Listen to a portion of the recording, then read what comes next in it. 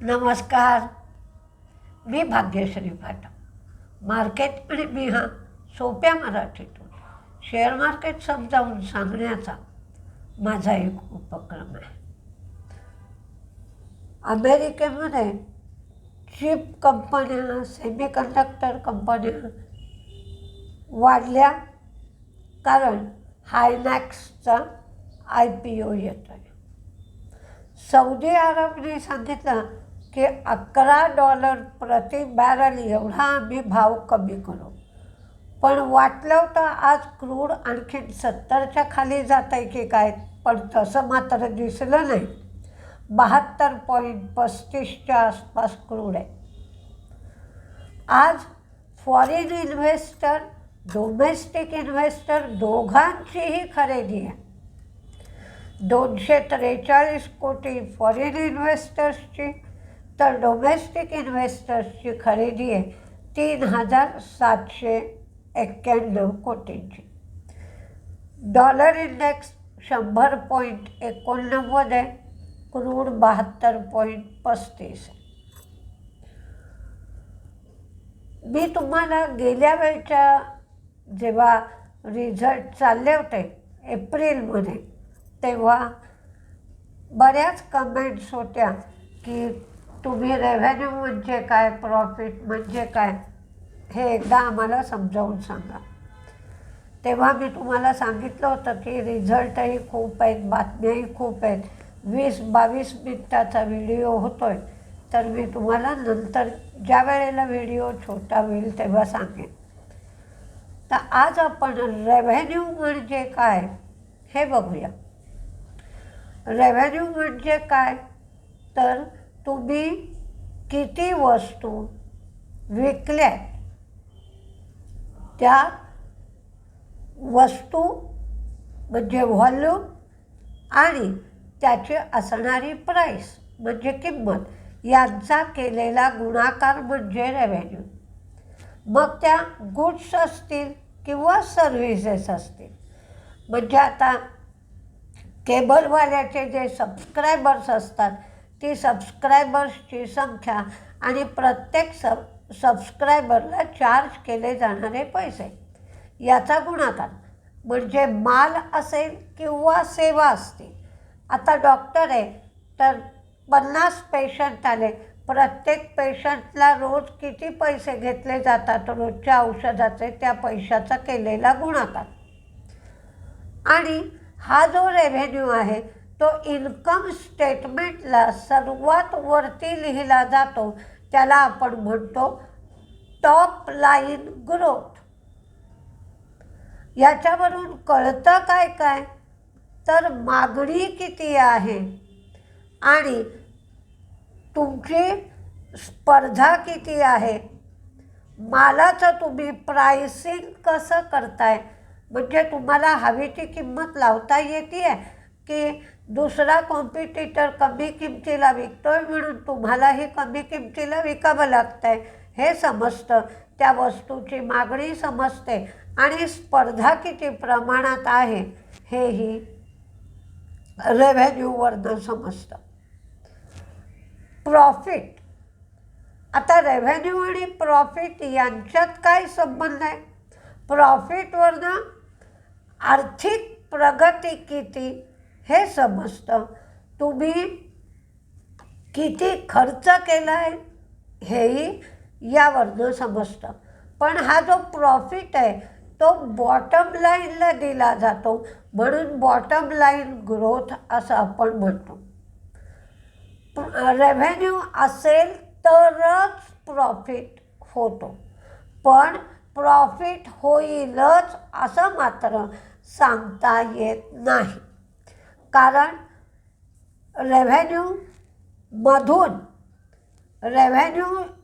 निर्माण होण्यासाठी जे काही खर्च केले जातात ते खर्चही वजा केले जातात, ऑफिस एक्सपेन्सेसही वजा केले जातात आणि शिवाय टॅक्सेस, व्याज म्हणजे इंटरेस्ट आणि टॅक्सेस दोन्ही गोष्टी वजा केल्या जातात आणि तेव्हा प्रॉफिट येतो. त्यामुळे जर एवढा रेव्हेन्यू झाला नाही की एवढे खर्च वजा होत नाही आहेत त्याच्यातून, तर मात्र रेव्हेन्यू तुम्हाला मिळत असूनही तुम्हाला लॉस होतो आहे असं सांगितलं जातं. त्यामुळे एखादी कंपनी लॉसमध्ये आहे तर आपण पहिल्यांदा बघतो की या कंपनीला रेव्हेन्यू होतो आहे का, म्हणजे तिचं रोजचं जे कामकाज आहे ते रुळावर आलं आहे का, आणि मग त्यानंतर खर्च जाऊन तिच्या हातात पैसे येत आहेत का. म्हणजे रेव्हेन्यू मुळात काय दाखवतं की तुमच्या बिझनेसला, तुमच्या वस्तूला मागणी किती आहे, लोक ती वस्तू किती किमतीला घ्यायला तयार आहेत.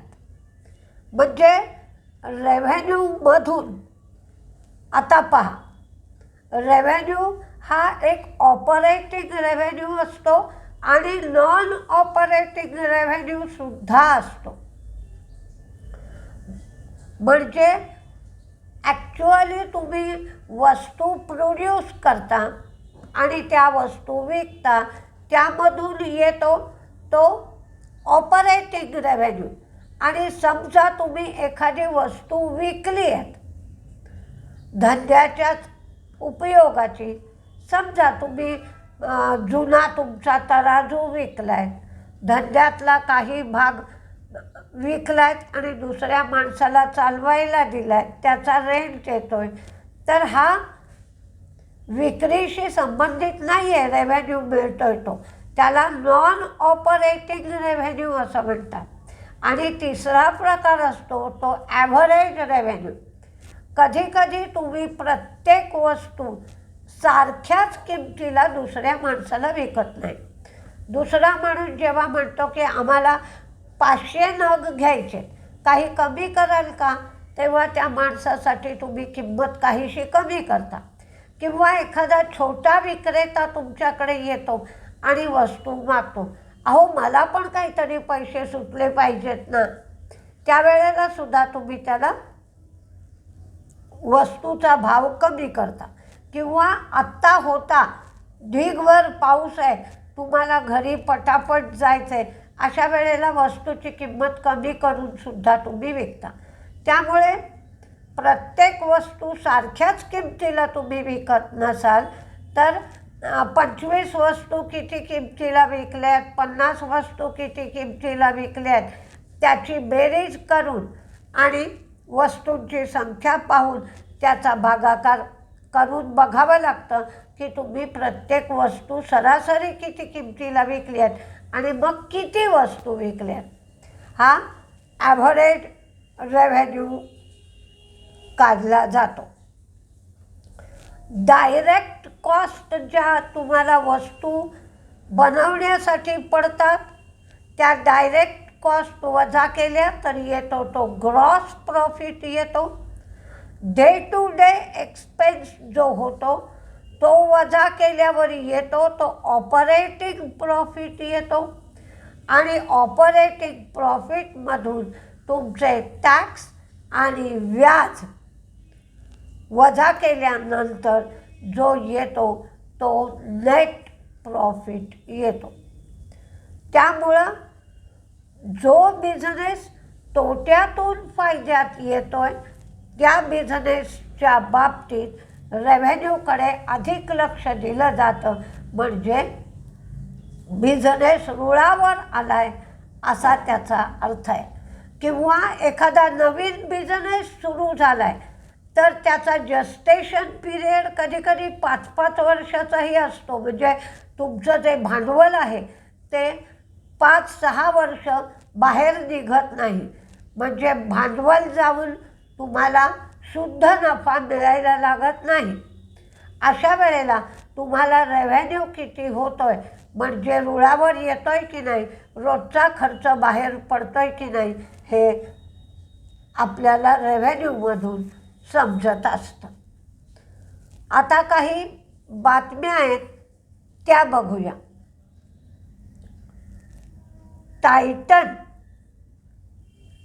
टायटननी सांगितलं आहे की त्यांचा ज्वेलरी बिझनेस म्हणजे अपडेट्स झाले, त्यांचा ज्वेलरी बिझनेस 39 टक्क्यांनी वाढतोय. वॉचेस बिझनेस घड्याळं 23% आणि आय केअर 23% वाढतोय.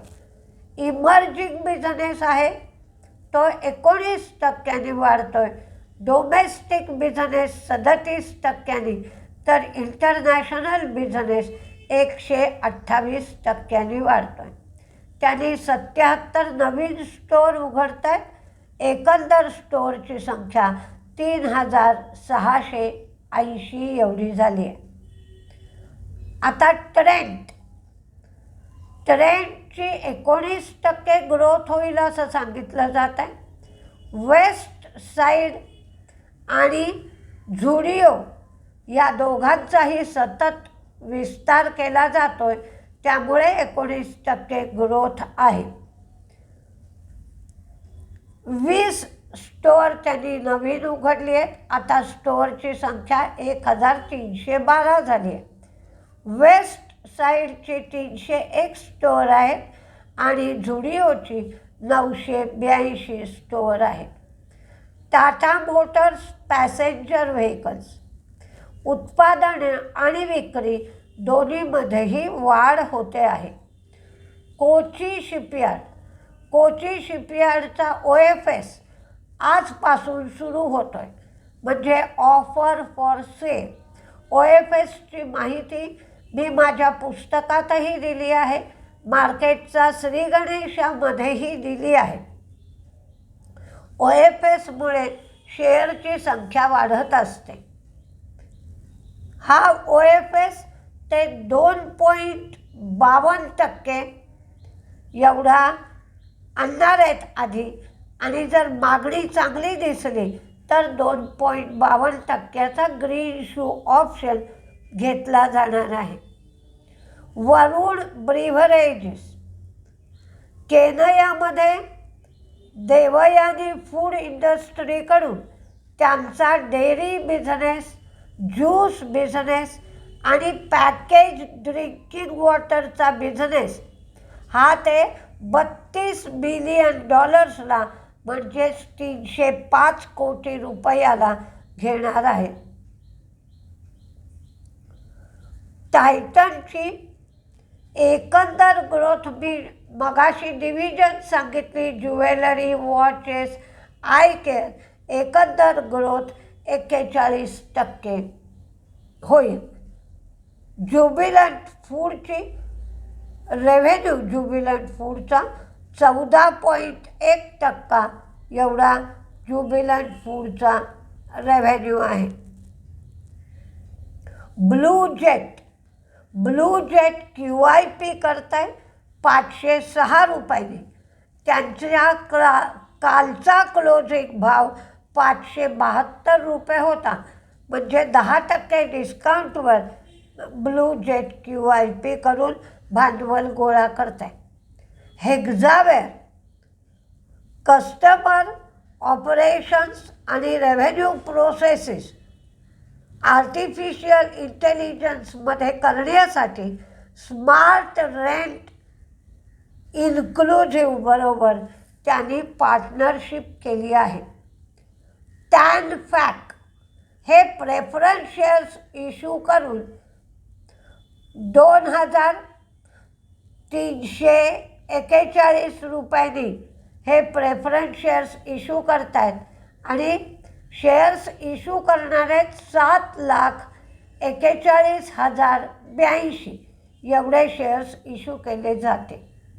दिलीप बिल्डकॉन HAM प्रोजेक्ट 7साठी बंगलोर विजयवाडा एक्सप्रेसवेसाठी त्यांना 780 कोटीचं प्रोव्हिजनल कंप्लीशन सर्टिफिकेट मिळालं आहे.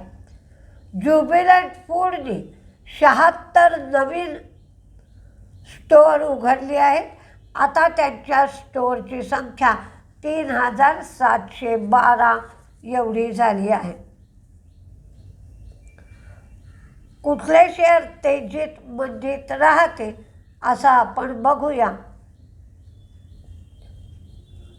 आता मार्केट पुष्कळसं स्टेबल झालं आहे. भारताच्या दृष्टीने अनुकूल गोष्टी घडत आहेत, पण दिवसात एकदा तरी मार्केट कोलॅप्स होत आहे आणि आता मार्केट रेडमध्ये जाईल का अशी वेळ येते आणि त्या ठिकाणहून मार्केट सावरत आहे. असं जर तुमच्या लक्षात आलं तर बाय ऑन डिप्स स्ट्रॅटेजीसुद्धा ठेवायला हरकत नाही. 24,800 ते 25,000पर्यंत मार्केट जाण्याची शक्यता आहे. आधी तेजीतले पाहूया. Delhivery, Hero moto, Hexaware, Ather, ABB, Tata motor passenger vehicle, CCL products. अल निनोच्या प्रभावामुळे कॉफीच्या किमती वाढत आहेत आणि त्याचा फायदा CCLला मिळतो आहे. Phoenix mill, TVS motor, Titan, Mazagon Docks, Blue Jet, Indian hotel, Lemon Tree, MCX, Coforge, Zen technology, Hexaware, Mankind pharma, Coromandel, Apollo micro, Aequs, AEQUS. याचं टार्गेट 438 आहे. आत्ता 248च्या जवळपास भाव चालू आहे. HDFC bank, Dabur, IREDA, Divi's lab, Mahindra and Mahindra, L&T finance, RITES आणि मारुती. तर मंदीमध्ये ट्रेंट आणि ज्युबिलंट फूड, कारण लोकांनी अपेक्षा केली होती त्या मानाने अपडेट्स दिसत नाही आहेत. कमजोर अपडेट्स आहेत म्हणून ट्रेंट आणि ज्युबिलंट फूड 2 गोष्टी दिल्या आहेत. मार्केट सुधारत आहे. ज्याच्यामध्ये तुम्हाला प्रॉफिट होईल त्यामध्ये पार्ट प्रॉफिट बुकिंग करत चला. हळूहळू त्यातून भांडवल काढून घ्या, म्हणजे जे शेअर अचानक पडतील त्यामध्ये तुम्हाला भाग घेऊन शॉर्ट टर्म ट्रेड घेता येऊ शकतो. बघूया कसं काय काय होतं आहे ते. नमस्ते.